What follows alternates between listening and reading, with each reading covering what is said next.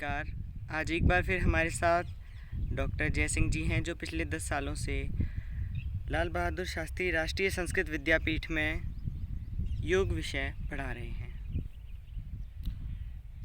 प्रिय बंधुओं, जिस हिसाब से मर्म चिकित्सा के बारे में पहले बहुत सारे वीडियो अपलोड किए गए हैं, तो मर्म चिकित्सा का जो विषय है वो आयुर्वेद से लिया गया है। और आयुर्वेद वात पित्त कफ पर निर्भर करता है। और वात पित्त कफ है, तो इसके बारे में हम थोड़ी सी के आज बात रखेंगे। ये जो प्रकृति है ये त्रिगुणात्मक है।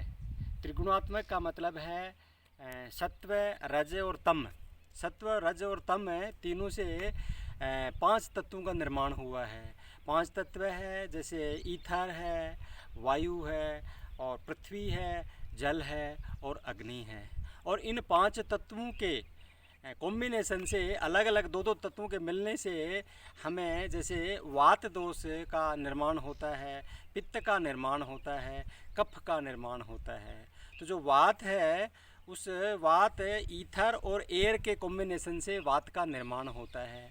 और जब ये वात पित्त कफ तीनों बैलेंस होते हैं तो शरीर स्वस्थ रहता है। और इनमें से एक भी इम्बैलेंस होता है तो बीमारियां होती हैं।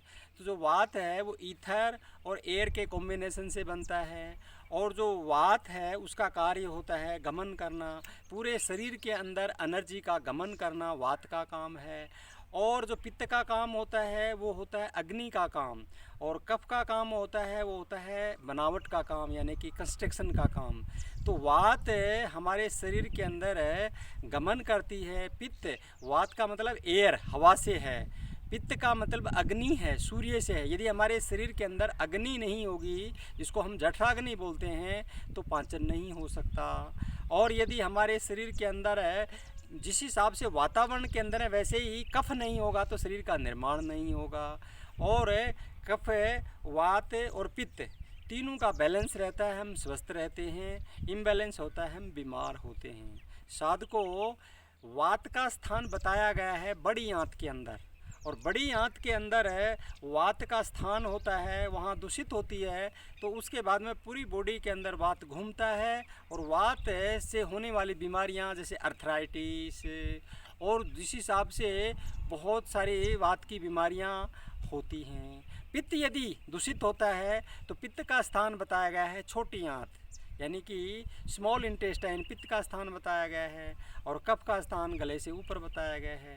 तो वात हमारे शरीर के अंदर गमन का काम करती है। वात का मतलब हमारा जो हृदय धड़कता है वो वात की वजह से धड़कता है।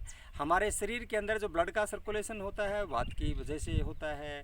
और वात को हम अलग अलग जैसे सब, यानी कि उसके उप हिस्से बना देते हैं, तो वो 5 प्रकार का वात बोलते हैं या 5 प्रकार के प्राण बोलते हैं।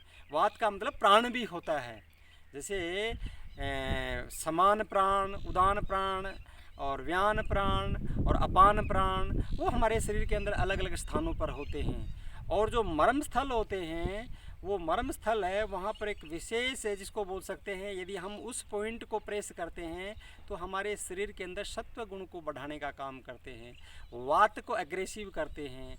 और वो सत्व गुण बढ़ता है तो उसी हिसाब से हमारे शरीर के अंदर बीमारियों का निदान होता है। हम आज वात के ऊपर बात की है और कल हम फिर कफ के ऊपर बात करेंगे। धन्यवाद।